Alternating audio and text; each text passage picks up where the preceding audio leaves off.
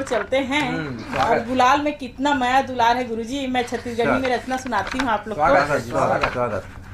ये गुलाल ये गुलाल ये गुलाल सबला माया में बांधे ये गुलाल जी।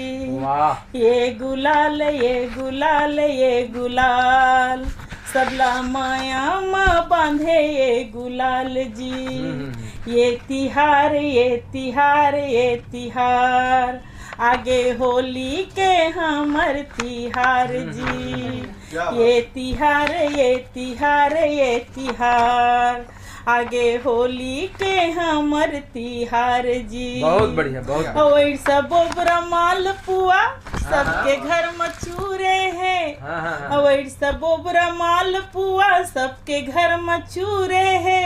और ठेठरी खुरमी के खवैया छत्तीसगढ़ ले जुड़े हैं। खुरमी के खवैया छत्तीसगढ़ ले जुड़े हैं। और रंग बिरंग दिखत हवै और रंग बिरंग दिखत हवै मोर सैया के गाल जी।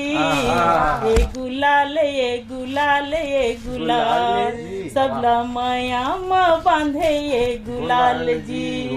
ये तिहार ये